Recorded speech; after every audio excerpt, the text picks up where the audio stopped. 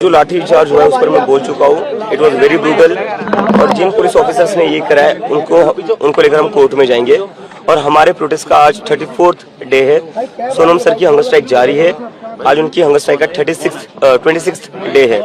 तो जब तक हमारी डिमांड्स नहीं होती, डिमांड्स पूरी नहीं होती, तब तक हमारा प्रोटेस्ट जारी रहेगा। But we are requesting Sonam sir to end his hunger strike because we can not afford to lose his life.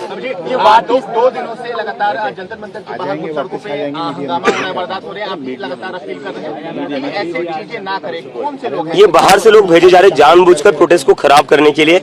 हम यहाँ पर 1 महीने से बैठे हुए थे, 1 महीने में ऐसी कोई वारदात नहीं हुई। लेकिन अब क्या हो रहा है, जैसे ये प्रोटेस्ट बड़ा हो गया है तो ये बाहर से गुंडे भेजे जा रहे हैं बीजेपी द्वारा जानबूझकर लोगों को उकसाने के लिए। और यही लोग हैं जो पथराव करे बीजेपी के। पुलिस यहाँ पर पत्थरों के ट्रक लाकर रखती है, बीजेपी के गुंडे आते हैं, वो पत्थरबाजी करते हैं और फिर कॉकरोच जनता पार्टी के लोगों को बदनाम करते हैं।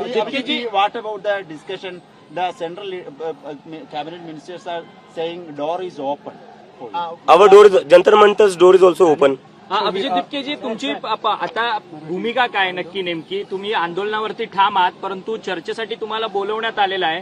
चर्चेसाठी तुम्ही जाणार की सरकार इकडे आहे? आम्ही मागच्या सरकारकडे गेलो होतो चर्चेसाठी. पण सरकारने 5 तास बसून ठेवलं. 5 तासात ते फक्त 10 मिनिटं बोलले. तर त्यांनी एका प्रकारे आमचा पूर्ण टाइम वेस्ट केलेला आहे. आता जर सरकारला चर्चा करायची असेल तर ही सरकारच्या घरी होणार नाही, आता ती जंतर मंतर. परंतु दिपकेजी, या आंदोलनामध्ये अनेक वेगळ्या शक्ती देखील घुसलेल्या आहेत, तुमचं आंदोलन बिघडवण्याचं काम करतात आहेत. आणि या सगळ्या आंदोलन बिघडवत असताना पोलिसांचा देखील सौम्य लाठीचार्ज जो आहे तो आंदोलकांवरती होताना पाहायला मिळतोय. काय सांगाल या संदर्भात? जे लोक इथं उत्मात करतात पोलीस त्यांना काही करत नाही.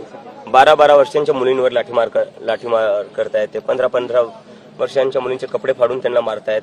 पण जे सिव्हिल ड्रेसमध्ये काही लोक दगडफेक करत होते आणि असं पाहण्यात आले की काही पोलीसवाल्यांनी सुद्धा गाड्या फोडलेल्या आहेत. तर सिव्हिल ड्रेसमधल्या पोलिसांनी गाड्या फोडल्या, त्याचे व्हिडिओ आलेले आहेत. तर पोलीस कुठं ना कुठं कॉम्प्रोमाइज आहे. पोलीस कुठं ना कुठं जे बाहेरून गुंडे येत आहेत त्यांच्यासोबत मिळून हे प्रोटेस्टला डिस्टर्ब करायचा प्रयत्न करतात. महाराष्ट्रात देखील मोठ्या प्रमाणात आंदोलन होताना पाहायला मिळतंय. मुंबईमध्ये राज ठाकरे, आदित्य ठाकरे किंवा अमित ठाकरे हे सगळेजण आता आंदोलनात सक्रियपणे सहभागी होतात आहेत. आंदोलक मुलांच्या पाठी उभे राहतात आहेत.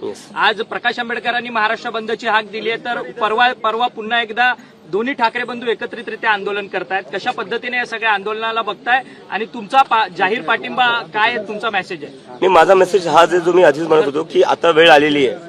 आपल्या सगळ्यांना आपले जे पॉलिटिकल डिफरन्सेस आहे ते बाजूला ठेवावे लागतील.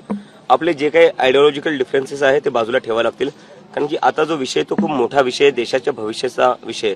जर आज आपण एकत्र येऊन आवाज नाही उठवली किंवा आंदोलन नाही केलं तर ह्या देशात वाचवण्यासारखं काही राहणार नाही. मुलांचं भविष्य वाचवण्यासारखं. मुख्यमंत्री देवेंद्र फडणवीस म्हणतात की मुलांच्या खांद्यावरती बंदूक ठेवून हा सगळा आंदोलनाचा प्रकार सुरू आहे आणि फेसलेस आंदोलन आहे अशा पद्धतीची टीका करतात ते.